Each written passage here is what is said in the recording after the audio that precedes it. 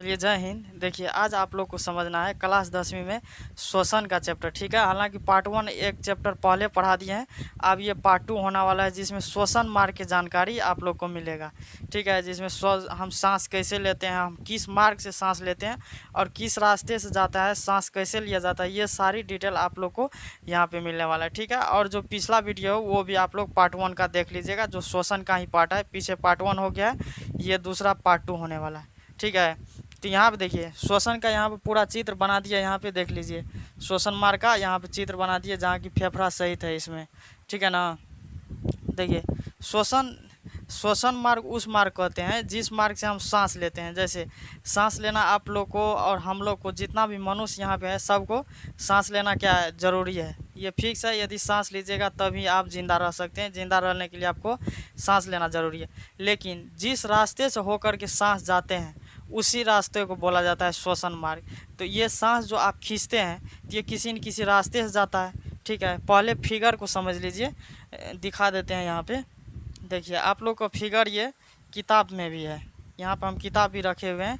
मनुष्य के श्वसन अंग यहाँ पे है, देख लीजिए मनुष्य के श्वसन अंग दिखाई दे रहा है, हालांकि इतना लाइट है ना आगे से लगा हुआ। मानव के श्वसन अंग हम यहाँ पे बना दिए हैं। देखिए आप लोग के इस किताब से ये फिगर पूरा मिलता है। देखिए ऊपर में क्या है, नासिका वेशम, मतलब नाक का जो रास्ता है उसके पीछे का भाग क्या है, नासिका वेशम। यहाँ पे उसके नीचा में उसके जस्ट नीचा में क्या है, मुंह के ऊपर नाक होता है, मुंह के ऊपर नाक होता है। तो ये मुंह के क्या है, ऊपर है। इसी के रास्ते मुंह के सामने क्या होगा, गला। इसके नीचे में नासिका वेशम के नीचे में क्या है, गला। गला के जस्ट नीचे में लाइरिंग्स होता है। हालांकि सब एक एक पॉइंट आप लोग को समझाएंगे कि किस तरह से होता है। उसके जस्ट नीचा में, गला के जस्ट नीचा में क्या होता है, लाइरिंग्स। ठीक है, लाइरिंग्स के नीचे में ये ट्रेकिया, ये है क्या, आप लोग का श्वास नली। ठीक है, ये पूरा आप लोग को इसी आधार पे बता दिए हैं। ठीक है, फेफड़ा उपड़ा सारा जितना चीज़ इस फिगर में है उतना ही चीज़ इसमें भी डाला गया। हालांकि मुंह को छोड़ दिया गया क्योंकि यहाँ से नाक से डायरेक्ट फिगर बनाया गया। तो मुख आप लोग इसको रिवाइज कर लीजिएगा, ये एग्ज़ाम में पूछा जा सकता है। इस फिगर को आप लोग घर पे प्रैक्टिस कर लीजिएगा। आगे से इतना लाइट है ना, चमक जाता है। आप लोग इसको प्रैक्टिस कर लीजिएगा। ठीक है, ये 5 मार्क में श्वसन मार्ग का या फेफड़ा का चित्र पूछ सकता है। ठीक है, तो ये क्या है, नासिका वेशम। तो चलिए सबसे पहले समझिए कि किस मार्ग से सांस लिया जाता है। सबसे पहले नाक से सांस लेते हैं। किससे, नाक से। तो नाक, यदि आप सांस लेते हैं तो नाक में के अंदर है बाल। क्या है, बाल, छोटा छोटा बाल होता है। हालांकि बच्चे सब में नहीं होता है, जो सबसे छोटे बच्चे होते हैं ना उसमें नहीं होता है, जो बड़ा हो जाते हैं उसको होता है। तो नाक के अंदर क्या है, बाल रहता है। ठीक है, नाक, यदि आप सांस लीजिएगा, अभी जैसे आपके अगल बगल में हवा बहुत सारा चल रहा होगा, यदि आप सांस लीजिएगा तो वो नाक के अंदर जाएगा। वो बाल क्या करेगा, यदि सांस लीजिएगा उसमें यदि धूलकण रहेगा, छोटा मोटा इधर उधर का धूलकण इस आसपास के रहेगा, तो वो बाल क्या करेगा, आप लोग को वो बाल छान देगा। ठीक है, और उसके अंदर जो जाएगा तो उसके अंदर में क्या है, नासिक वेशम। नाक है, इसके यहाँ का भाग, इसको बोला जाता है नासिक वेशम। शुरुआती वाला भाग को नाक, यहाँ पे बाल है। यदि आपके अंदर सांस गया तो ये बाल के धुरा उड़ा जितना होगा वो छान देगा। ठीक है, इसके पीछे में होता है नासिका वेशम। यहाँ पे क्या होता है, नासिका वेशम। ठीक है, यहाँ पे होता है म्यूकस। इस बाल के अंदर यहाँ पे क्या होता है, म्यूकस। यहाँ पे इसको बोला जाता है नासिका वेशम। यहाँ पे क्या होता है, बाल, अरे यहाँ पे रहता है नासिका वेशम। यहाँ पे होता है म्यूकस, जो चिपचिपा पदार्थ होता है। क्या होता है, म्यूकस। यहीं पे लिखा है नासिका वेशम। यहाँ पे आगे में नाक है, इसके नीचा मुंह है, इसके पीछे क्या है, नासिका वेशम। यहाँ पे है म्यूकस, जो बिल्कुल चिपचिपा रहता है, द्रव के टाइप के, मतलब पानी के टाइप का रहता है। पूरा पानी लिक्विड फॉर्म में, टाइट फॉर्म में रहता है, मांस ही रहता है, लेकिन वो चिपचिपा रहता है।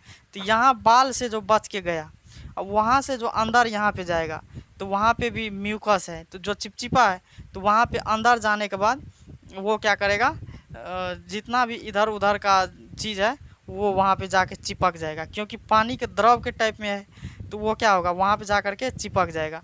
यदि वहाँ पे चिपक गया तो पूरा का पूरा शुद्ध ऑक्सीजन ट्रेकिया का होकर के चला जाएगा। ठीक है, तो चलिए, तो ऑक्सीजन आप लोग को नासिका छिद्र से नासिका वेशम तक पहुंचा दिए। यहाँ से क्या हो गया, म्यूकस के रास्ते छान करके उसके अंदर चला गया। अब देखिए उसके बाद ऑक्सीजन कहाँ चला जाएगा, नासिका व्यसम से जैसे ऑक्सीजन आगे बढ़ेगा। देखिए हालांकि ये प्रोसेस आप लोग को बहुत फास्ट होता है, जैसे जहाँ पे भी आप लोग हैं और कहीं पे भी सांस लीजिएगा वो बहुत फास्ट होता है, लेकिन किस किस रास्ते से जाता है, किस तरह से जाता है, इसको समझने में थोड़ा आपको समय लगेगा, क्योंकि धीरे धीरे है आप समझ सकते हैं। तो सबसे पहले नासिका व्यसम के बाद कहाँ चला जाएगा, गला में। कहाँ चला जाएगा, गला। इसको बोला जाता है गला, जिसको बोला जाता है, इसका इंग्लिश होता है गला, या इसको ग्रसनी भी बोला जाता है। गला को बोला जाता है ग्रसनी या फायरिंग्स भी बोला जाता है, ग्रसनी या फायरिंग्स। तो ये फायरिंग्स जो है मुंह के जस्ट, जैसे मुख द्वार है इसके जस्ट थोड़ा सा नीचे क्या होता है, फायरिंग्स। फायरिंग्स जैसे मुंह ऐसे करके बाप आ करके जोर से देखिएगा तो आपके अंदर यहाँ पे दिखाई देगा, ऐसे कर जोर से ऐसे करके देखिएगा तो यहाँ पे आपको दिखाई भी देगा, ठीक है। गला जिसको क्या बोला जाता है, फायरिंग्स। अरे जैसे खखास उखास फेंकते हैं ना, जैसे ऐसे करके फेंकते हैं ना, तो लार जो आता है तो बिल्कुल ही लायरिंग से फायरिंग से आता है, फायरिंग से निकल करके आता है, उधर से फेंक देते हैं आप लोग। हाँ, तो जितना भी खखास उखास आता है कहाँ से, फायरिंग्स। तो आ करके जोर से देखिएगा तो यहाँ पे फायरिंग्स दिखाई देगा। देखिए इसके बाद कहाँ चला जाएगा सांस, यहाँ गला या फायरिंग्स में। तो आप यदि सांस लीजिएगा तो कहाँ चला जाएगा, फायरिंग्स। फायरिंग्स कहाँ होता है, मुंह के बिल्कुल सामने हल्का से कहाँ होता है, नीचे में होता है, ठीक है। यदि इधर से तो नाक से सांस भी चला गया कहाँ पे, इसी में। यदि आप खाना पीना जो खाते हैं घर का कोई भी चीज़ हुमच के यदि खाइएगा या आराम से भी खाइएगा तो खाना भी किधरे से चला जाता है, इसी गला से ही होकर। क्योंकि आप खाना खाइएगा उसको घोंटिएगा, तो घोंटिएगा तो वो गला के रास्ते जाएगा कि नहीं, गला के ही रास्ते से जाता है। और सांस भी लीजिएगा तो वो भी किस रास्ते से जाता है, गला के ही रास्ते से, ठीक है। फायरिंग्स से नीचा होता है एक लायरिंग्स, फायरिंग्स से नीचा लैरिंग्स। यहाँ देखिए ये फायरिंग्स है, फायरिंग्स को ही गला बोला जाता है, इंग्लिश नाम है फायरिंग्स। ये गला हो गया, ठीक है। इसके नीचे है लैरिंग्स, गला को ही बोला जाता है फायरिंग्स, फायरिंग्स के जस्ट नीचे है लैरिंग्स, ठीक है। तो गला से आप इधर से सांस लीजिएगा तो भी यहाँ पे आएगा, खाना भी मुख द्वार से यहाँ से खाइएगा तो भी कहाँ आएगा, गला में ही आएगा। खाना खाइएगा तो कहाँ आ जाएगा, गला में। सांस लीजिएगा तो भी कहाँ आ जाएगा, गला में। अब बताइए, तो दोनों का रास्ता एक ही होगा तो चल सकता है? तो यहाँ पे दो रास्ता निकल जाता है, ठीक है। एक खाना उसके नीचे जो होता है, इधर से तो गला से हल्का नीचे जाएगा, लेकिन जहाँ पे लैरिंग्स है, लैरिंग्स से पास के वहाँ पे एक ब्रेकर लगा हुआ है, आप लोग को दिखाते हैं। फायरिंग्स के नीचा क्या है, लैरिंग्स, ठीक है। तो लैरिंग्स जो है, अब देखिए, तो खाना और हवा का एक ही रास्ता नहीं है, ठीक है। तो उसके नीचा में लैरिंग्स जो है, लैरिंग्स के पास एक ढक्कन टाइप का होता है, इपोग्लेटिस। यहाँ पे देखिए इसी का आधार पे यहाँ पे बना दिए। देखिए ये यहाँ पे ये खाना जाने का मार्ग है। यहाँ देखिए ये यहाँ पे जैसे खाइएगा तो भी यही रास्ता है। यहाँ पे क्या है, ये हो गया आपका लैरिंग्स के पास, लैरिंग्स क्या है, लैरिंग्स। यहाँ पे लैरिंग्स के पास एक इपोग्लेटिस है, यहाँ पे क्या है, इपोग्लेटिस टाइप का एक ढक्कन है, ठीक है। क्योंकि गला से ऊपर में यदि खाइएगा भी तो भी गला के ऊपर में खाना आएगा, सांस भी लीजिएगा तो भी कहाँ आएगा, गला के पास आएगा। मतलब गला तक क्या आएगा, खाना भी खाइएगा तो भी गला के पास, और सांस भी लीजिएगा तो भी कहाँ आ जाएगा, गला के पास। उसके नीचे जो जस्ट नीचे जो लैरिंग्स होता है वहाँ पे इपोग्लेटिस टाइप का एक ढक्कन होता है। क्या, कौन सी टाइप का, इपोग्लेटिस टाइप का। जैसे ही आप खाना खाइएगा तो इधर का रास्ता हो जाता है फूड का, इधर का रास्ता क्या चीज़ का, फूड का, इधर का एयर का, ठीक है। हालांकि जिसको समझ में नहीं आ रहा आराम से बैठे रहिए, समझ में आएगा। जैसे ही आप खाना खाइएगा तो ये रास्ता हो गया आपका खाना जाने का, ठीक है। जैसे आप खाना खाइएगा तो एयर वाला यहाँ पे एक ढक्कन है, ये ऐसे टाइप का। आपको हम जूम करके तो बता नहीं सकता, डिजिटल बोर्ड रहता था ऐसे कर देते ये जूम हो जाता, लेकिन यहाँ पे यह है नहीं। तो ये जो इपोग्लेटिस टाइप का यहाँ पे ढक्कन है ऐसे करके इतना बड़ा, तो जैसे ही आप इधर से खाना खाएंगे तो ये इधर गिर जाएगा, ये इसे खड़ा है, ये गिर करके ऐसे हो जाएगा, मतलब सांस वाला रास्ता को बंद कर देगा। ये आपका हो गया फेफड़ा, क्या हो गया, फेफड़ा। और इस साइड का हो गया आपको अमाशय। तो जैसे ही खाना खाइएगा तो ये इपोग्लेटिस नीचा गिर जाएगा, मतलब ये जैसे ही खड़ा है तो ये गिर करके नीचा हो जाएगा। तो ये ऐसे होगा, ऐसे जो हो जाएगा तो ये क्या होगा, ढक्कन बंद हो जाएगा। जैसे खड़ा है ऐसे होगा तो ढक्कन हवा वाला क्या हो जाएगा, बंद, मतलब खाना फेफड़ा में नहीं जाएगा। और ये खाना किधर चला जाएगा, अमाशय में, यानी कि पेट में चला जाएगा। अमाशय होता है जो नीचे में, ठीक है, पेट में चला जाएगा। तो खाना किस में चला जाएगा, आमाशय में चला जाएगा। ठीक है, ये हो गया फूड का रास्ता, ये एयर का। फूड मतलब होता है खाना। तो जैसे ही खाना खाइएगा तो एयर वाला रास्ता क्या होगा, बंद, और चला जाएगा ये आमाशय में। ठीक है, तो देखिए, तो आमाशय में चल जाएगा। यदि आप सांस लीजिएगा तो सांस लीजिएगा, तो ये भी एक क्या है, ढक्कन। ये भी एक प्रकार का ढक्कन, इपोग्लेटिस ढक्कन है यहाँ पे लगा हुआ। जैसे आप सांस लीजिएगा तो इपोग्लेटिस किधर गिर जाएगा, ये ऐसे खड़ा है, ये ऐसे गिर जाएगा। तो ये जैसे खड़ा है तो गिर करके कैसे हो जाएगा, नीचा हो जाएगा। तो इधर का रास्ता जो बंद हो जाएगा, ये गिर करके नीचा चला जाएगा, तो इधर का रास्ता बंद हो गया। और एयर आराम से किस में चला जाएगा, फेफड़ा में। ठीक है, तो एयर और फूड का रास्ता अलग अलग, मतलब खाना का और हवा का रास्ता अलग अलग है। मतलब सांस लीजिएगा तो इस साइड आ जाएगा आराम से, ढक्कन किधर गिर जाएगा, उधर गिर जाएगा, तो ये इधर आ जाएगा हवा। और यदि आप खाना खाइएगा तो खाना किधर चला जाएगा, उस साइड के रास्ता आ जाएगा। तो जैसे ही खाना खाए तो इधर यहाँ पे खाना आएगा गला के पास, तुरंत ऑर्डर देगा, अरे इधर गिराओ। तो ये कंट्रोल कौन करता है, ब्रेन करता है। तो इसको इधर गिरा देगा और खाना भेज देगा आराम से आमाशय में। ठीक है, तो सबका क्या है, रास्ता बना हुआ है। इस इपोग्लेटिस को कंट्रोल करता है ब्रेन। इस इपोग्लेटिस को कौन कंट्रोल करता है, ब्रेन। यदि आप खाना खा रहे हैं, ठीक है, किसी को याद कर रहे हैं, आज कितना अच्छा मुस्कुराई थी, इसी से बतियाते थे, यही बहुत अच्छा आता है। इधर से आप खाना खा रहे हैं, ब्रेन सोच रहा है उधर डिस्टर्ब है कि किसी को याद कर रहा है, उधर किसी को सोच रहे हैं, ब्रेन उधर पूरा डिस्टर्ब है, उधर सोच रहा है। और उसी में ब्रेन क्या हो जाएगा, उसमें डिस्टर्ब है उधर, हाँ इधर आप खाना खा रहे हैं। तो अब ब्रेन को खाना जा रहा है, ब्रेन को पता नहीं चल रहा है कि हम इपोग्लेटिस इधर करें कि उधर। उसको तो ब्रेन को तो ये भी सोचना है, फिर ब्लड प्रेशर को कंट्रोल करना है, फिर कितना खाना खाए उसको कंट्रोल, उसको पचाना है, सारा कंट्रोल ब्रेन के पास रहता है। आप उधर सोच रहे हैं, इधर से खाना दे रहे हैं, तो अब इपोग्लेटिस को पता नहीं चल रहा है कि हम इधर गिरे कि इधर गिरे।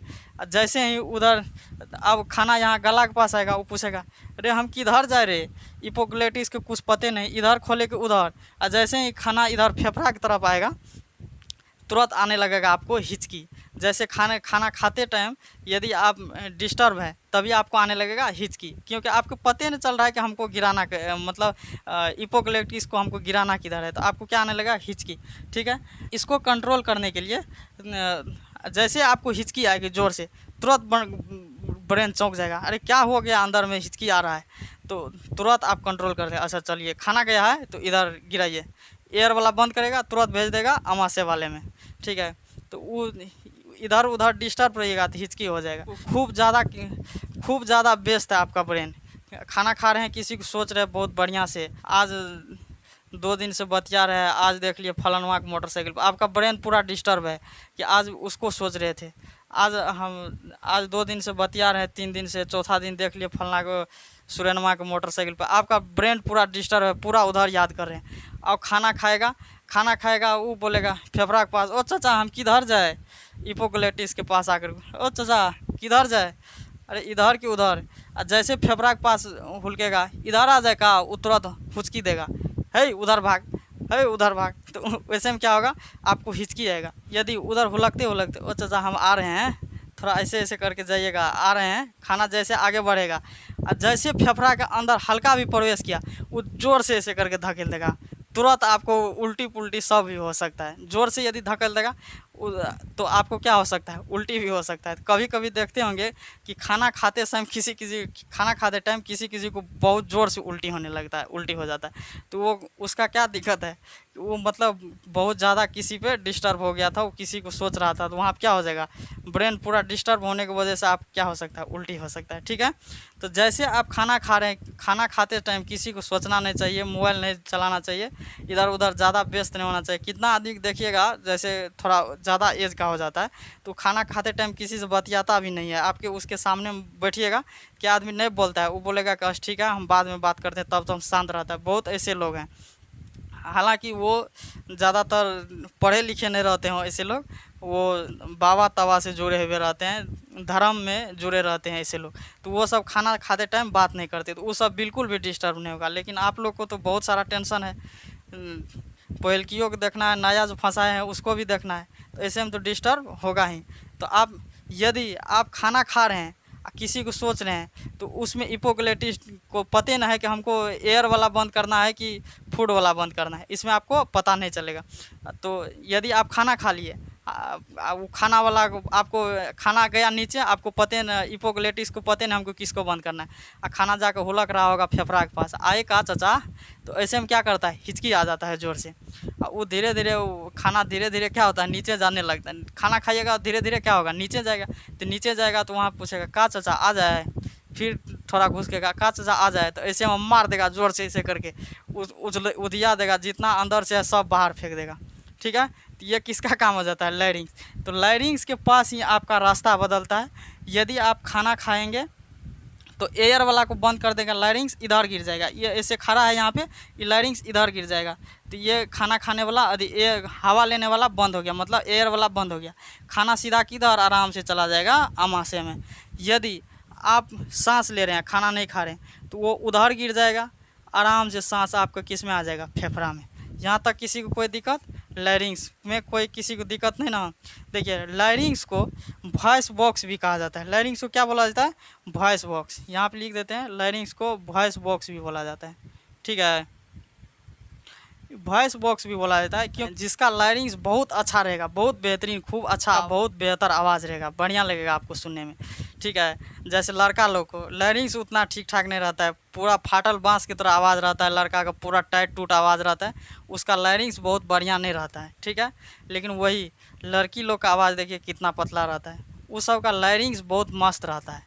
ठीक है, जैसे उस सब का लैरिंग्स क्या रहता है, बहुत अच्छा रहता है, तो उस सब का आवाज़ सुनने में आपको ठीक ठाक लगेगा, पतला लगेगा। जैसे बोलता है ना कि कोयल की जैसी तेरी बोली, कोयल की आवाज़ सबको अच्छा लगता है, तो गाना गाने वाला भी कुछ भी गा देता है। अब बताइए, ये सब लड़की को चढ़ाने के लिए बोलता है और दूसरा कोई इसमें राज नहीं है। ठीक है, लड़की को चढ़ा करके लड़का सब चढ़ा करके डिस्टर्ब कर देता है। ठीक है, लड़की को चढ़ाने के लिए एक ही उपाय, बढ़िया बढ़िया बात कहिए, दो चार को फंस जाएगा, आराम से आप ही से बतियाना शुरू कर देगा। लेकिन आप बताइए, लड़का कोई बोलेगा, कोई काला लड़का को बोलेगा तुम बहुत अच्छा है, बहुत सुंदर लग रहा है, लड़का समझ जाएगा कि आगे इसका कुछ प्लानिंग चल रहा है कार्य, वो नहीं मानेगा, वो समझ जाएगा कि इसका कुछ न कुछ गलत उपयोग हमको कर लेगा, तुरंत चौंक जाता है लड़का। ठीक है, क्योंकि लड़की जितना लोगों से मिला रहता है ना, उससे ज़्यादा लड़का धोखा खाया रहता है, ये रियलिटी है, समझ आ गया ना। तो लड़का सबको बहुत ज़्यादा इस सब मैटर पे नहीं ध्यान देता है, वो समझ जाता है कि इसका कोई न कोई प्लानिंग चल रहा है, हमको फंसा करके बर्बाद कर देगा। ठीक है ना। तो ये बात होता है। तो लड़की लोग का लैरिंग्स बहुत अच्छा होता है, इसीलिए आपको आवाज़ सुनने में बहुत मस्त लगेगा। लेकिन लड़का लोग का लैरिंग्स उतना ठीक ठाक नहीं रहता है, तो आपको फाटल बांस की तरह आवाज़ लगेगा। समझ में आ गया यहाँ तक? देखिए आपको क्या तक समझा दिए, गला समझा दिए, लैरिंग्स समझा दिए, अब ये क्या बच गया, ट्रेकिया। ट्रेकिया जो श्वास नली होता है, ये ट्रेकिया है। क्या है ये, ट्रेकिया। ये क्या है, श्वास नली। यहाँ पे लिखे हैं कि नहीं, श्वास नली, या इसको ट्रेकिया भी कह सकते हैं, इंग्लिश में ट्रेकिया बोला जाता है। ठीक है, श्वास नली को इंग्लिश में क्या बोला जाता है, ट्रेकिया।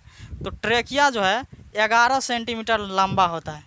एक देखिए, कोई भी चीज़ का बात होता है तो एक सामान्य मनुष्य का बात होता है, ये नहीं कि बदरू का जो है 5 सेंटीमीटर का बदरू का है, उसको बोलिएगा कि अरे ससुरा तुमका ट्रेकिया 11 सेंटीमीटर का है, नापने चल जाएगा इंची फीता लेकर के, ऐसा नहीं होता है। एक सामान्य मनुष्य का बात होता है जो किशोरावस्था से ऊपर चला गया है। ठीक है, तो वो कितना सेंटीमीटर का होता है, 11 सेंटीमीटर का। इसका व्यास लगभग 16 मिलीमीटर होता है। कितना होता है, 16 मिलीमीटर। व्यास कितना होता है, 16 मिलीमीटर। लंबाई कितना होता है, 11 सेंटीमीटर। ठीक है, ट्रेकिया देखिए, ट्रेकिया कितना होता है, 11 सेंटीमीटर। ये श्वास नली, ये नली, सांस लेने वाले नली में से सबसे बड़ा नली होता है। तो बहुत सारे ऐसे कीड़े जो होते हैं, कीट उट जो होते हैं, वो कुछ कीट जो है ट्रेकिया से ही सांस लेते हैं। जैसे केकड़ा को देखे हैं, केकड़ा को, वो भी ट्रेकिया से ही सांस लेते हैं। केकड़ा जो, जिसको काकोड़ बोला जाता है देहाती में, वो सब टहलते रहेगा, उसको यदि गर्दन उर्दन का कुछ पते नहीं रहता है, उसको तोड़ ताड़ भी दीजिएगा तो उसके पास ट्रेकिया होता है, उससे सांस लेगा। हालांकि वो कुछ दिन के बाद मर जाएगा, इसलिए क्योंकि उसका मुख द्वार बंद हो जाएगा, वो खाना नहीं ले पाएगा, इसीलिए वो क्या हो सकता है, मर सकता है। लेकिन वो जिंदा रहेगा 10 दिन तक कम से कम, क्योंकि वो ट्रेकिया से सांस ले लेगा। बहुत सारे ऐसा कीट भी होगा जो इतना इतना बड़ा टाइप का होता है कीट, उसको गर्दन पकड़ के घुमा दीजिएगा, तोड़ के फेंक दीजिएगा। हालांकि ऐसा करिएगा नहीं, एक बता रहे हैं, हम तो सब कुछ किए हैं। उसको तोड़ के फेंक दीजिएगा आराम से। तो उसके नीचे में रहता है ट्रेकिया, क्योंकि ये नाक यहाँ पे मुँह, उसके नीचे में ट्रेकिया है। यहाँ पे ट्रेकिया मतलब श्वास नली, तो यहाँ पे रहेगा। तब तक यहाँ उसको खाना नहीं बन पाएगा, तो वो भी क्या करेगा, कुछ दिन तक वो सांस लेकर के जिंदा रहेगा। हालांकि आप गर्दन तोड़ के फेंक दिए हैं, तो उसमें उसका मुंह भी चला गया है, तो वो खाना नहीं ले पाएगा। 10 दिन के बाद वो आराम से मर जाएगा। तब दूसरा चींटी कहेगा, चींटी सब बोलेगा आज भोज हो तो बढ़िया से, ठीक है। और देखिए, लोग को जो वेंटिलेटर लगाया जाता है, जिसको ऑक्सीजन बोला जाता है, तो उसको पूरा यहाँ से ले करके ट्रेकिया तक घोंसेड़ देता है। जैसे वेंटिलेटर जो लगाता है, जैसे ऑक्सीजन जो लगाता है, तो ऑक्सीजन यहाँ से लेकर के ट्रेकिया तक घोंसेड़ देता है, यहाँ तक, यहाँ से लेकर के पाइप यहाँ तक घोंसेड़ देता है आराम से। ये डायरेक्ट कनेक्शन किसका कर देता है, इस सब को हटा देता है। डायरेक्ट कनेक्शन यहाँ से इधर श्वास नली जो 11 सेंटीमीटर का है, उसी में घोंसेड़ देता है, और वहीं से डायरेक्ट कहाँ आता है, सांस लेता है और छोड़ता है, सांस लेता है और छोड़ता है। एक डायफ्राम होता है यहाँ पे नीचे में, क्या होता है डायफ्राम। जो डायफ्राम यदि ऐसे करके खींचिएगा तो पेट क्या होगा, पचकेगा। क्या होगा, पचकेगा। हालांकि डायफ्राम आगे बढ़िया से बताएंगे, थोड़ा समझा देते हैं। खींचिएगा तो पचकेगा, तो डायफ्राम अंदर दबा, डायफ्राम क्या हुआ, अंदर दबा, सांस लिए तो डायफ्राम जैसे ही अंदर दबा तो आपको ऑटोमेटिक सांस लीजिएगा। जैसे छोड़े, ऐसे जब डायफ्राम छोड़े, फूल गया तो आप सांस छोड़ दिए, ठीक है। तो आप कहीं पे देखिएगा, कितना भी काम में व्यस्त है, कितना कहीं पे भी खोए हैं, किसी के भी याद में डिस्टर्ब हुए हैं, लेकिन आपका सांस चलते रहता है, तो वो कमाल है डायफ्राम का, ठीक है। वो ऑटोमेटिक पचकेगा, ऑटोमेटिक छूटेगा, ऑटोमेटिक पचकेगा, ऑटोमेटिक छूटेगा, ठीक है ना। तो ट्रेकिया आराम से सांस लेता है, आराम से छोड़ता है, वो ऑटोमेटिक सिस्टम बना हुआ है। चलिए, हालांकि ट्रेकिया डायफ्राम आगे डिटेल से समझाते हैं। चलिए, क्या 2 भाग में यहाँ से बट गया, और इसका फिगर बनाते हैं, फिर समझाते हैं। ट्रेकिया आगे चल करके देखिए, ये ट्रेकिया हो गया। जैसे आप सांस लेते हैं, ये नीचे आकर के क्या है, ट्रेकिया। ट्रेकिया आगे चल करके 2 भाग में बट जाता है। कितना भाग में, हालांकि इसमें भी फिगर बना दिए, इसको जस्ट इसको क्या कर दिया, अलग बना दिए। ये पूरा का पूरा क्या कर दिया, यहाँ पे अलग बना दिए। ट्रेकिया से नीचे का फिगर है, ट्रेकिया यहाँ तक बना हुआ है, ठीक उसी को नीचा बना दिए यहाँ पे, बस यही है। हालांकि इसमें थोड़ा ज़्यादा था, इसको ज़्यादा औंच गौच हो गया, तो इसको नीचा स्पेशल ट्रेकिया से नीचे का बनाए हैं, जो आप लोग को आसानी से समझ में आएगा, कोई दिक्कत नहीं होगा। देखिए, तो यहाँ ट्रेकिया से नीचे, ट्रेकिया आगे चल करके कितना भागों में बंट जाता है, 2 भागों में। जैसे आप सांस लेते हैं तो 2 भाग में बंट जाता है, फेफड़ा के दोनों में चला जाता है। ट्रेकिया किधर चला जाता है, दोनों फेफड़ा में चला जाता है, ठीक है। आगे चल करके 2 भागों में बंट जाता है। ट्रेकिया जैसे ही 2 भाग में बटा चला जाता है ब्रोंकाई। जैसे आप ट्रेकिया से सांस लिए, आगे चल करके 2 गो नली निकला। जैसे यहाँ से सांस लिए तो यहाँ पे फेफड़ा लगा है, यहाँ पे क्या है, फेफड़ा है, तो ये यहाँ पे क्या होगा, अलग होगा। तो ये जो नली है यहाँ पे, ये जो नला लगा हुआ है, इसको क्या बोलेंगे, ब्रोंकाई, इसको बोलेंगे ब्रोंकाई। ये 2 नाला में बंट करके ये ब्रोंकाई चला जाता है फेफड़ा में। सांस किधर चला जाता है, फेफड़ा में। देखिए, ये इधर से नाला आया ट्रेकिया का, ये इधर भी बंट गया और इधर भी बंट गया, तो ये दोनों नाला क्या हो गया, ब्रोंकाई। ये भी नाला और ये भी नाला, दोनों क्या है, ब्रोंकाई। हालांकि आपकी किताब में एक ही साइड लिखा है। ब्रोंकाई को ही हिंदी में बोला जाता है ब्रोंकस। ब्रोंकाई को हिंदी में क्या बोला जाता है, ब्रोंकस, ठीक है। यहाँ तक किसी को कोई दिक्कत नहीं ना। ब्रोंकाई को ही हिंदी में बोला जाता है ब्रोंकस। यहाँ जैसे आया, इधर भी बंट जाएगा, उधर भी बंट जाएगा। तो ये 2 भाग जो बंटा, तो ये कौन भाग में, ब्रोंकस। क्या बोला जाता है इसको, ब्रोंकस। आप लोग के किताब के हिसाब से ब्रोंकस बोला जाता है, इंग्लिश में ब्रोंकाई बोला जाता है। आप लोग को रटने में ठीक रहेगा, हालांकि आगे बताएंगे। ये कितना भाग, 2 भाग ब्रोंकाई में बंट गया। देखिए, हर फेफड़ा में 5 चैम्बर होता है। क्या होता है, 5 चैम्बर। हर फेफड़ा में कितना चैम्बर होता है, 5 चैम्बर होता है। देखिए, ये फेफड़ा है, इसके अंदर में क्या चैम्बर लगा है, 1 2 3 4 5। ब्रोंकाई जैसे 2 भाग में बंटा, तो ये ब्रोंकाई के बाद ये कितना फेफड़ा में जो जाता है, तो फेफड़ा कितना भाग में, चैम्बर में बढ़ जाता है, 5। तो यही जो चैम्बर लगा हुआ है, इसको बोला जाता है ब्रोंकियोलेस। इसको क्या बोला जाता है, ब्रोंकियोलेस या ब्रोकियोलेस। इसको हिंदू में भी वही बोले जाते हैं, ब्रोंकियोलेस या ब्रोकियोलेस, ठीक है। तो यही 5 चैम्बर को क्या बोला जाता है, ब्रोकियोलेस। ये जितना इधर से डीर खींचा हुआ है, ये वाला डीर, हालांकि दो गुने हो जाओ, ये जितना डीर इधर इधर ये करके खींचा है, इसमें भी खींचा है, इसमें भी, इसमें भी, इसमें भी, पांचों का पांचों में जो डीर खींचा हुआ है ये ब्रोकियोलेस है। क्या है? ब्रोकियोलेस। ठीक है। और ये लहकदार टाइप का जो ये डिजाइनिंग बना है इसको बोला जाता है एल्वियोली। क्या बोला जाता है? एल्वियोली। एल्वियोली का हिंदी होता है वायु कोष्ठिका। क्या बोला जाता है? वायु कोष्ठिका। हालांकि दोनों फेफड़ा मिला करके, इधर का भी फेफड़ा मिला करके, इधर का भी फेफड़ा मिला करके, दोनों फेफड़ा मिला करके 3 गुना 10⁸ वायु कोष्ठक पाया जाता है। यह आपको ऑब्जेक्टिव में पूछ सकता है। ठीक है। दोनों फेफड़ा मिला के कितना वायु कोष्ठक पाया जाता है? 3 गुना 10⁸। ये जितना लहकदार टाइप का देख रहे हैं ये टोटल का टोटल वायु कोष्ठक है। ये भी, ये भी, ये भी सब क्या है? वायु कोष्ठक। तो दोनों फेफड़ा मिला करके कितना वायु कोष्ठक? 3 गुना 10⁸ वायु कोष्ठक। ठीक, समझ में आ गया? देखिए, दायां भाग के फेफड़ा के अनुसार बायां भाग का फेफड़ा छोटा होता है। क्या होता है? छोटा होता है, क्योंकि इसके दायां भाग में कोई दिल नहीं है, लेकिन बायां भाग में दिल लगा हुआ है। यहाँ पे नीचे में क्या है? दिल। हालांकि इधर धकेल करके दिल लगा रहता है, यहाँ पे लगे रहता है। तो यहाँ पे क्या होगा? जगह तो कुछ ना कुछ मारेगा यहाँ पे। तो यहाँ का दायां भाग के फेफड़ा की अपेक्षा बायां भाग का फेफड़ा क्या होता है? छोटा होता है, क्योंकि यहाँ पे दिल लगा रहता है। ठीक है। दिल का कोई खास काम नहीं है, दिल को लोग वैसे बदनाम करके रख दिया है। ठीक है ना। दिल का बस काम है ब्लड जितना आ रहा है सभी ब्लड को 120 के स्पीड से पकड़ के हुमच दे, उधर से जो आ रहा है उसको 80 के स्पीड से ले। ठीक है। बस दिल का काम है सिर्फ ब्लड को पंप करना। लोग इसको बर्बाद करके रख दिया है। यहाँ पे इतना ना बदनाम किया है बेचारा दिल को कि दिल भी सोचता होगा कि हम क्या बन करके हमको भगवान ने भेज दिया। दिल का काम है बस ब्लड को धकेलना। ठीक है ना। बेचारा कितना को दिल टूट जाता है, कितना बोलता है कि दिल घायल हो गया है। हम फेसबुक का जो स्टोरी देखते हैं ना लड़का सबको, तो मन होता है कि हम खुद रोने लगे इतना तकलीफ से भरा रहता है ना। कोई गाना लगाया रहता है कि दिल टूट गया, अगर 2 दिल होते सीने में, बताओ। अब मेरे पास आओ, हम आपको 2 दिल सेट कर देंगे, यहाँ से चाकू मार के ऑपरेशन कर देंगे, फेफड़ा निकाल करके फेंक देंगे, एगो किसी के बंदर का नहीं तो किसी जानवर का दिल खोल लेंगे वहाँ से, और यहाँ पे दा करके 2 कांटी ले करके ठोक देंगे। मेरे पास आइएगा। जो गाना गाता है ना कि काश 2 दिल होते सीने में, उसको ले करके आइएगा मेरे पास, फेफड़ा निकाल के फेंकेंगे और दिल लगा करके 2 कांटी दे के ठोक देंगे। बस उस दिन से गाने गाना छोड़ देगा। दिल को लोग फिगर जो बनाता है, देखिए दिल इस तरह से बनाता है। हालांकि हम तो बनेबो नहीं किए हैं कभी लाइफ में दिल। ठीक है, ऐसे बनाता है, लेकिन ये हम हालांकि ठीक से नहीं बनाए हैं इस तरह से। लेकिन दिल का शेप बिल्कुल भी ऐसा नहीं है।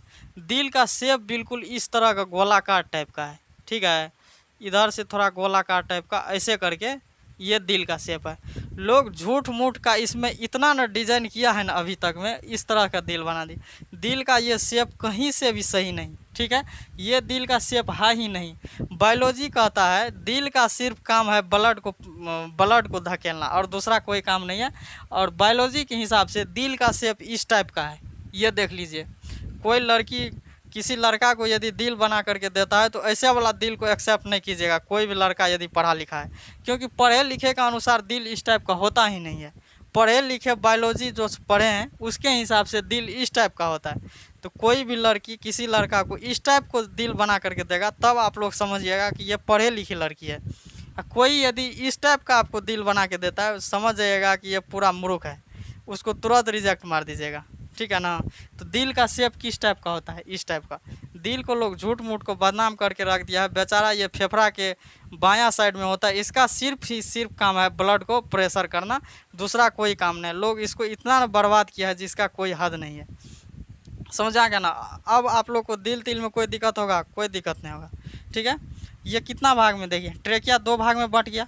2 भाग में यदि बंटा तो इसको बोला जाता है ब्रोंकाई या ब्रोंकस। ये 2 भाग को क्या बोला जाता है? ब्रोंकस। इसी ब्रोंकस में फेफड़ा के अंदर 5 चैम्बर होता है जो ब्रोंकस से बंटा हुआ रहता है। तो ये 5 चैम्बर का नाम क्या है? ब्रोंकियोलेस यानी। और देखिए ये जितना लहकदार टाइप का ये घुंघरू लगा हुआ है इसका नाम है एल्वियोली यानी कि वायु कोष्ठिका। दोनों फेफड़ा मिला करके 3 गुना 10⁸ वायु कोष्ठिका पाया जाता है, दोनों फेफड़ा मिला करके। यहाँ तक किसी को कोई दिक्कत, ये एल्वेली जो होता है इसको बोला जाता है वायु कोष्ठिका। क्या बोला जाता है? वायु कोष्ठिका। तो यदि आप किसी आदमी का एल्वेली खराब हो जाता है, यानी कि वायु कोष्ठिका खराब हो जाता है, तो उसको हो जाता है टीबी का रोग या दमा का रोग। देखिए टीबी कैसे होता है, जैसे एल्वियोली जो है वो गोलाकार इस टाइप का है, इस टाइप का एल्वियोली। उसमें जो है धीरे धीरे जिसका खराब होने का रहता है उस पर बलगम जम जाता है। बलगम यानी कि बहुत सारे कचरा पदार्थ, ये जो भी बोलिए, बलगम टाइप का जम जाता है, जिसको खखास बोलते हैं। उस टाइप का वहाँ पे क्या होता है, जम जाता है। और इधर उधर का शरीर का और पार्ट सब भी, जैसे ब्लड उलड, वहाँ पे क्या हो जाता है, जम जाता है। मतलब फालतू चीज़ जम जाता है, जो नहीं जमना चाहिए वहाँ पे वो जम जाता है। ठीक है। और आपको वो खराब होगा, आपको सांस लेने में दिक्कत होगा। ठीक है, सांस यदि लेने में दिक्कत होगा तो आप खखास और जो फेंकिएगा, तो जितना उस पर बलगम, एल्वियोली पर जितना भी बलगम उलगम अचरा कचरा जमा है, तो आप खींचिएगा जोर से, तो आपको सब बलगम उलगम आ जाएगा। उसको जो फेंकिएगा तो उसमें से ब्लड उलड आपको सब दिखाई देगा। तो उसी तरह से बलगम जमते जमते वो मतलब ब्लड उलड आते आते धीरे धीरे एल्वियोली में हो जाता है छेद। यदि बेहतर ढंग से आपको छेद हो गया तो टीबी जल्दी ठीक भी नहीं होता है। ठीक है, पहले के ज़माना में हालांकि टीबी जल्दी ठीक नहीं होता है। एक बहुत बड़े गणितज्ञ रामानुजन, हाँ रामानुजन जी था, उसको भी यही टीबी का रोग खा गया था। वो टीबी के रोग से बेचारा मर ही गए। रामानुजन बहुत बड़े गणितज्ञ थे, ये मर गए। ठीक है, इसी एल्वियोली के चक्कर में, जिसके बलगम जम जाता है, धीरे धीरे उच्छेद हो जाता है और उसके बाद वो काम करना छोड़ देता है, तो वो ख़त्म हो जाता है। उसी टाइप से एल्वियोली भी ठीक रहना बहुत ही बेहतर होता है। ठीक है ना। यदि उस पर बलगम सिर्फ जम रहा है तो वो आपका हो जाता है दमा का शिकार। ठीक है, सिर्फ बलगम जमेगा यानी कि खखास उस पर जमता है तो हो जाएगा दमा। धीरे धीरे वही, हालांकि दमा ही टीबी का मतलब टीबी का ही श्रेणी में आ जाता है धीरे धीरे। ठीक है, तो इसीलिए जब ही शुरुआत हो तब आप उस पर ध्यान दिया कीजिए। ये सब सारा चीज़ क्या है, एल्वियोली में क्या होता है, ब्लड होता है। देखिए ये खाली नहीं होता है, नहीं तो ढकर ढकर करेगा। इसलिए इसमें क्या रहता है, एल्वियोली में ब्लड भरा हुआ रहता है। इसमें भी फेफड़ा के अंदर एल्वियोली और ब्लड भरा हुआ रहता है। ठीक है, देखिए एल्वियोली का काम है सिर्फ, ब्लड तो इसमें है ही है, फेफड़ा के अंदर क्या है, एल्वियोली, इसमें ब्लड है, इसी में एल्वियोली घूम रहा है। एल्वियोली काम है कि जितना भी हम सांस लेते हैं, ऑक्सीजन जितना है उसको, उसका काम है आप खोज कर लाइए एल्वियोली को, ऑक्सीजन को खोज करके लाइए। वो काम किसका, एल्वियोली का। उसका काम है कि ऑक्सीजन को ब्लड में मिला देना। ठीक है, क्योंकि ये फेफड़ा के अंदर है, फेफड़ा में ही क्या होता है, ब्लड का शुद्धिकरण होता है। फेफड़ा में ब्लड में यदि ऑक्सीजन मिल जाता है तो वो ब्लड क्या हो जाता है, शुद्धिकरण, यानी कि ब्लड को शुद्ध करने का काम कौन करता है, फेफड़ा। और ब्लड के छानने का काम करता है किडनी। ब्लड जो छानता है वो किडनी का काम है। ठीक है, तो ब्लड में ऑक्सीजन मिलाने का काम किसका करता है, काम किसका है, एल्वियोली का काम है। एल्वियोली का हिंदी होता है वायु कोष्ठिका, यहाँ पे लिख दिए हैं। ठीक है, रुधिर को ही ब्लड बोला जाता है। जहाँ पे ब्लड बोल रहे हैं तो समझिएगा रुधिर का बात हो रहा है। तो रुधिर का काम है कि आप जहाँ जितना ऑक्सीजन है वो खोज करके लाइए।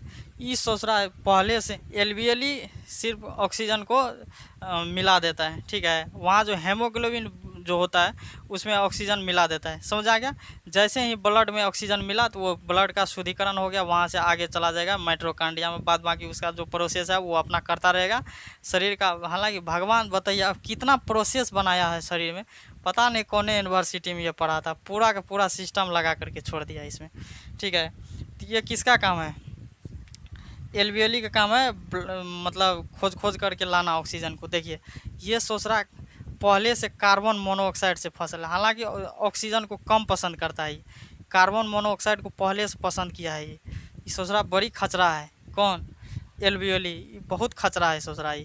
देखिए ये पसंद करता है किसको, कार्बन मोनोऑक्साइड को।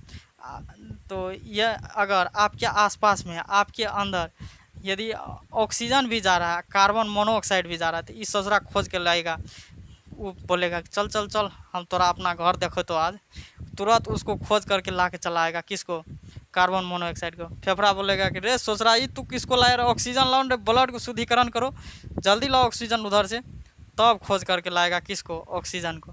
उधर से ये जो बोलेगा कि रे ससुरा तू किसको ला लिया रे, ऑक्सीजन को लान पकड़ करके, ये कौन है रे, ये बोलेगा भाड़ में जो तो तोहरा ऑक्सीजन, हम पसंद करते हैं एकरा, हम कार्बन मोनोऑक्साइडो को लाएंगे। ये ससुरा फसल है पहले से उससे, बड़ा खचरा है एल्वियोली भी, वायु कोष्ठिका बहुत खचरा है। ये तब इसको जो 2-4 बार रहेगा तब बोलेगा अच्छा चल लो आप, दोनों आदमी जाएगा तब उसको बाहर कर देगा, तब तक क्योंकि सांस द्वारा क्या हो जाएगा, निकल जाएगा, तब ऑक्सीजन आएगा तो लेकर आएगा। तो इसीलिए आप लोग कभी भी रूम के अंदर कोयला उला ये सब जितना भी कार्बन वाला पदार्थ है इस सब को जला करके मत छोड़िएगा, क्योंकि आपके अंदर यदि रूम है, रूम के अंदर आप पूरा बंद कर देते हैं और कोयला जला करके आप गर्मी के मौसम में सो जाते हैं, तो उसमें क्या होता है, धीरे धीरे आपके रूम के अंदर का ऑक्सीजन हो जाता है ख़त्म। ठीक है, जैसे ही आपके रूम के अंदर का ऑक्सीजन ख़त्म होगा तो उसमें सिर्फ क्या जम जाएगा, कार्बन मोनोऑक्साइड। आयरन तैरन का मात्रा ख़त्म हो जाएगा, सिर्फ क्या जम जाएगा, कार्बन मोनोऑक्साइड। तो कार्बन मोनोऑक्साइड आप जब लीजिएगा अंदर जाएगा तो वो सिर्फ क्या जाएगा, कार्बन मोनोऑक्साइड, और आपके अंदर कार्बन जाएगा नहीं, अभी आपके अंदर ऑक्सीजन जाएगा नहीं, सिर्फ जाएगा क्या, कार्बन मोनोऑक्साइड। कार्बन मोनोऑक्साइड जाएगा तो ना आपका हेमोग्लोबिन बनेगा, ना आपका आयरन बचेगा, ब्लड धीरे धीरे लाल से उजला हो जाएगा, बस आप धीरे धीरे हो जाएंगे ख़त्म। इसीलिए से LVL यदि ठीक से काम किया तो आपके शरीर में हेमोग्लोबिन तगड़ा रहेगा और आपके शरीर में हमेशा आयरन बना रहेगा।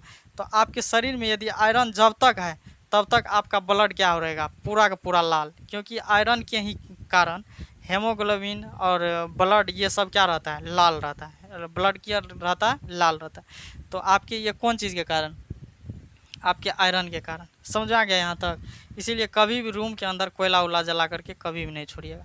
तो यहाँ तक किसी कोई दिक्कत, देखिए आपको ट्रेकिया भी पढ़ा दिया, ब्रोंकस भी पढ़ा दिया, ब्रोंकियोलिस भी, एल्वियोली तो अभी चलिए रहा था, और देखिए रुधिर ब्लड भी, और कोशिका तो पढ़ाइए दिए हैं। कोशिका आप लोग को पहले कोशिका आप लोग को शायद 9th क्लास का टॉपिक है, ठीक है, हाँ 9th क्लास का है टॉपिक, ये कोशिका उसमें मिल जाएगा। इसके बाद ब्लड से कोशिका छोटे छोटे अंग होते हैं, ये सब पढ़ाए हैं, ये आपको 9वां क्लास में है, ठीक है। यहाँ तक आपको कंप्लीट, यहाँ तक किसी कोई दिक्कत।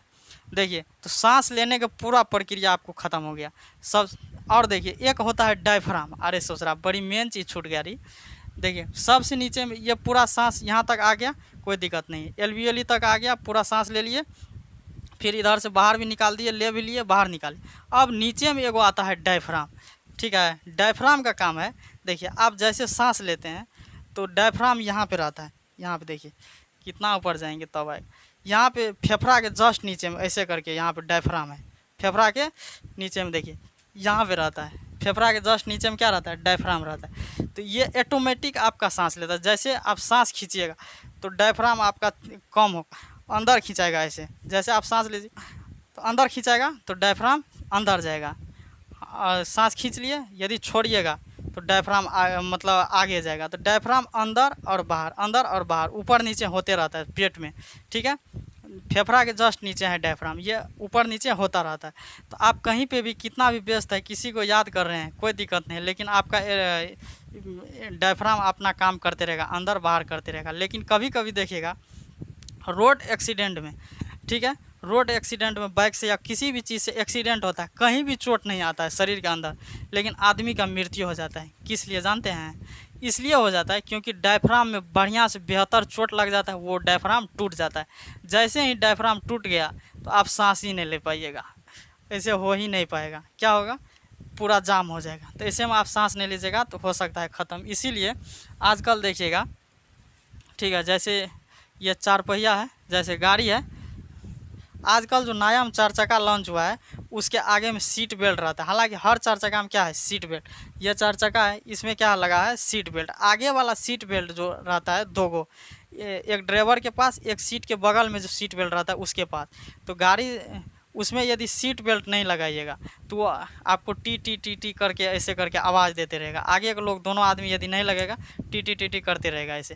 तो नया वाला 4 चक्का में ये सिस्टम आया, पहले वाला में नहीं था। तो नया वाला में जितना भी 4 चक्का आया सब में क्या वही लगा हुआ है, ठीक है। तो जैसे ही आप आगे में बैठिएगा तो आपको क्या सीट बेल्ट लगाना ज़रूरी हो गया। हालांकि भारत में सीट बेल्ट लोग इसलिए लगाता था पहले, उसका चालान न कट जाए, इसीलिए पुलिस को देखता था तुरंत सीट बेल्ट लगा लेता था। अब लेकिन ऐसा नहीं है, गाड़ी के सिस्टम में आ गया है कि यदि नहीं लगाइएगा, नया वाला गाड़ी जो आजकल आया है तो उसमें क्या होगा, गाड़ी आपका आवाज़ टी टी टी टी करके ऐसे करते रहता है। तो इसीलिए आपको सीट बेल्ट लगाना ज़रूरी है। समझा गया कि नहीं? सीट बेल्ट लगाने से होता है क्या, उसको सीट बेल्ट जब लगाते रहिएगा तो उसको देखिएगा आराम से खींचेगा तो वो खुलेगा, आराम से खींच करके ऐसे करके लगा लीजिएगा तो वो आराम से खुलेगा। लेकिन जैसे ही आप झटका दीजिएगा ऐसे करके झटक करके आप खोलिएगा तो वो लॉक हो जाएगा, ठीक है। इसीलिए गाड़ी में जब सीट बेल्ट लगाए रहेंगे तो एक्सीडेंट के समय यदि अचानक आपको ऐसे झटका देगा गाड़ी तो आप बाहर फेंकने की कोशिश करेगा, क्योंकि आगे धक्का लगता है गिरने के समय। तो आगे जब झटका देगा तो वो सीट बेल्ट क्या हो जाता है, अचानक झटका देने के कारण वो लॉक हो जाता है। तो आपको जब ये सीट बेल्ट लॉक हो गया तो आप अचानक बाहर नहीं फेंका सकते हैं। यदि आप बाहर नहीं फेंकाइएगा तो आप सुरक्षित रह सकते हैं, इसीलिए सीट बेल्ट का उपयोग किया जाता है। समझा गया? तो आप लोग को समझ में आ गया पूरा का पूरा श्वास कैसे लिया जाता है, डायफ्राम का क्या उपयोग है, ट्रेकिया, ये सब समझ में आ गया। देखिए सांस किधर से लिए, सबसे पहले नासिक छिद्र, नासिक वेशम, इसके बाद किस में गया, pharynx, larynx, trachea, bronchi, bronchioles, alveoli, blood में चला गया। देखिए किस में गया, नासिक, सबसे पहले बोलिए, सबसे पहले कहाँ सांस गया, नासिक छिद्र से सांस लिए। ये छिद्र मतलब नासिक छिद्र, ये जो छेद है इसको बोला जाता है नासिक छिद्र। देखिए तो नासिक छिद्र, नासिक वेशम, pharynx, larynx, trachea, bronchi, bronchioles, alveoli, blood, इतना रास्ते से आप सांस लिए। अब फिर जैसे आप रिटर्न होता है तो इतना ही रास्ते से सांस रिटर्न होता है। अब देखिए इतना चीज़ को समझाने में कितना लेट हो गया। तो चलिए उम्मीद है कि आप लोग बेहतर ढंग से समझे होंगे। अब हम सब मिलेंगे नेक्स्ट वीडियो में, तब तक के लिए सब लोगों को जय हिंद।